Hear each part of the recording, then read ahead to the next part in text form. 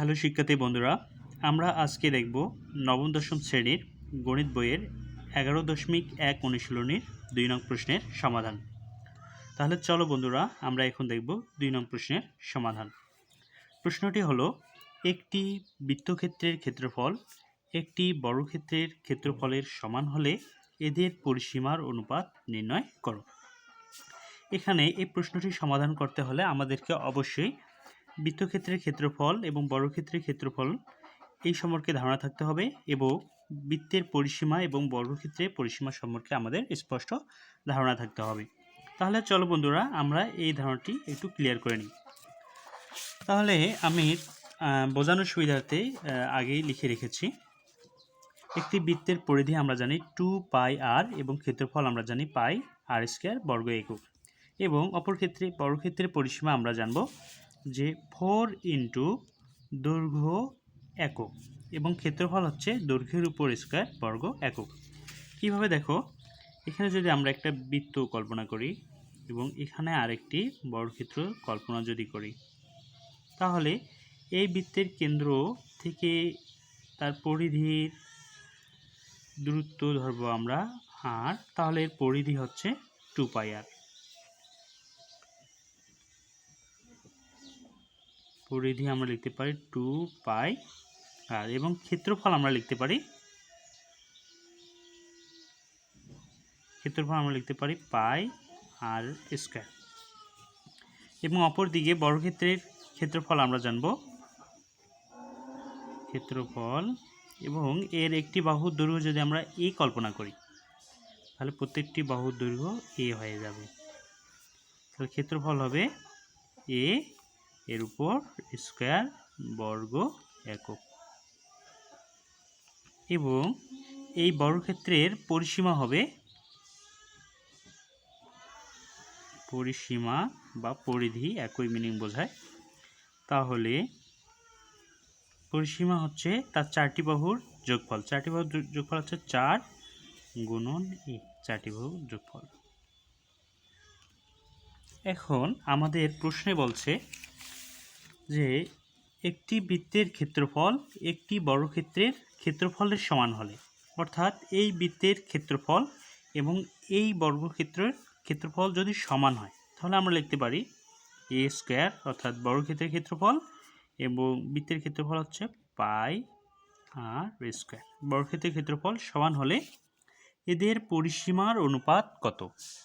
এদের পরিসীমার অনুপাত হবে, তাহলে এখানে দেখো বৃত্তের পরিধি আর পরিসীমা একই, তাহলে দেখো 2πr এবং বর্গক্ষেত্রের পরিসীমা হচ্ছে 4a।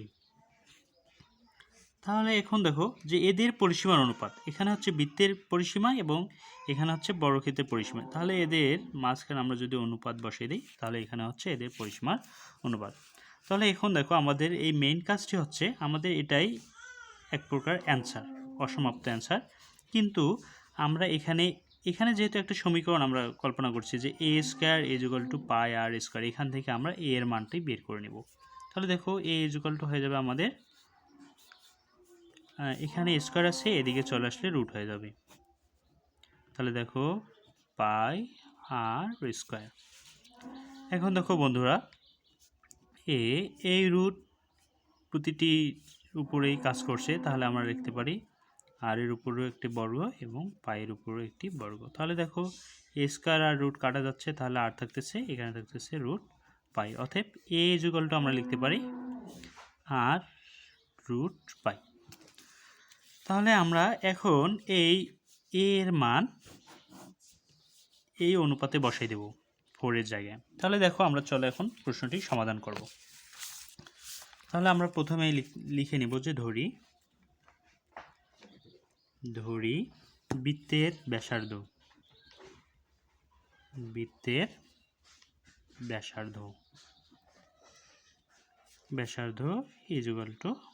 = r একক, এবং বর্গক্ষেত্রের বর্গের বাহুর দৈর্ঘ্য, এটা লিখতে হবে বর্গের বাহুর দৈর্ঘ্য = ধরে নেব a একক। অতএব এখন আমরা বৃত্তের ক্ষেত্রফল বের করব এবং সেই সাথে বর্গক্ষেত্রের ক্ষেত্রফল বের করব। অতএব বৃত্তের ক্ষেত্রফল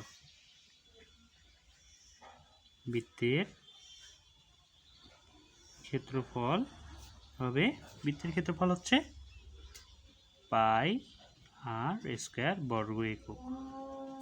বর্গ একক। সেই সাথে দেখো এখন কি বের করতে হবে? বর্গক্ষেত্রের ক্ষেত্রফল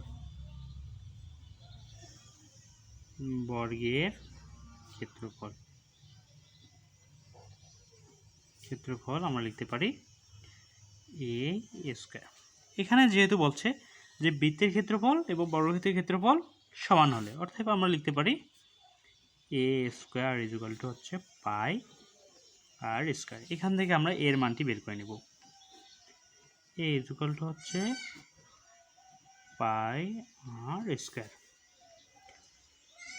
অতএব এ ইকুয়াল টু হচ্ছে আর এর উপর একবার রুট করে দেব, তারপর পাইয়ের উপর একবার রুট করে দেব। এটা কিভাবে হচ্ছে? কারণ আমরা তো জানি যে এক্স ওয়াই প্রতিটার উপর যদি রুট থাকে তাহলে আমরা রুট এক্স লিখতে পারি, আবার রুট ওয়াই লিখতে পারি।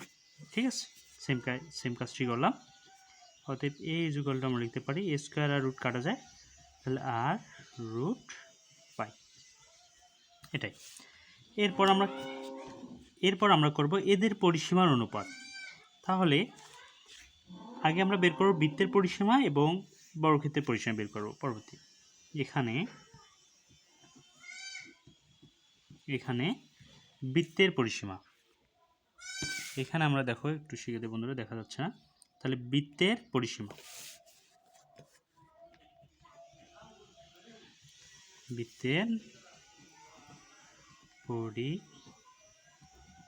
আমরা লিখতে পারি, আমরা কিছুক্ষণ আগে দেখাই দিচ্ছিলাম। দেখো বৃত্তের পরিসীমা বা পরিধি একই মিনিং করায়। তাহলে দেখো বৃত্তের পরিধি হচ্ছে 2 পাই আর। বৃত্তের পরিসীমা লিখতে পারি 2 পাই আর। এবং বর্গের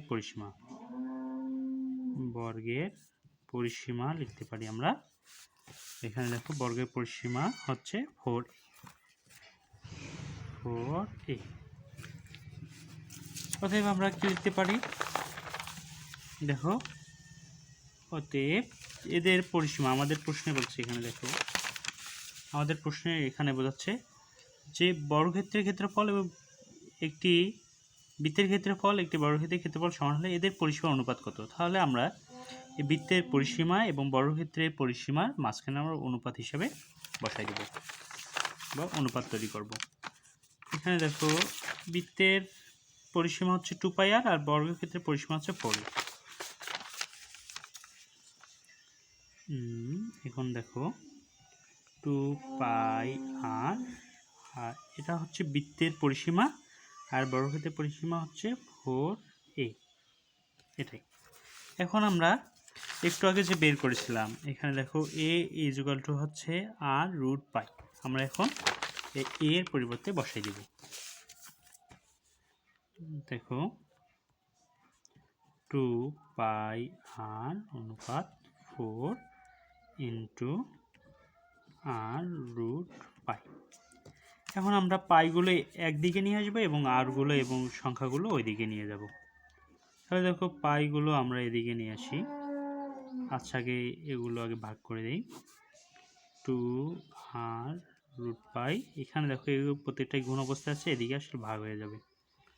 দেখো 2 আর, তাহলে আর কাটা, সরি এখানে 4 হবে, 2 দুগুণা 4। তাহলে পাই অনুপাত কত হচ্ছে এখানে? Root 2 root pi. এখন দেখো পাইটা এদিকে নিয়ে আসি, এটা যেহেতু এখানে গুণ অবস্থা আছে এদিকে নিয়ে আসবো আমরা। তাহলে পাই বাই রুট পাই অনুপাত 2। এখন দেখো আমরা একটা জিনিস ভালোভাবে ক্লিয়ার হবো। এখানে আমরা একটা কাজ করেছিলাম যে কোনোর উপর যদি আমরা এ স্কোয়ার দিই, এটা আমাদের দুইবার লেখা যায়, এ ইন্টু এ। আবার কোনো কিছু যদি আমাদের এখানে রুটে ইন্টু রুটে থাকে, তাহলে আমরা কি লিখতে পারি? রুটের উপর স্কোয়ার। ঠিক একই কাজ এটা করব, যেহেতু পাই ইকুয়াল টু আমরা লিখতে পারি root pi into root pi. তাহলে দেখো root pi into root pi, এখানে হচ্ছে রুট ওভার পাই টু। এই রুট পাই কাটা যাবে, তাহলে হচ্ছে রুট পাই অনুপাত টু। তো এটাই হচ্ছে আমাদের বৃত্তের পরিসীমা এবং বর্গক্ষেত্রের পরিসীমার অনুপাত।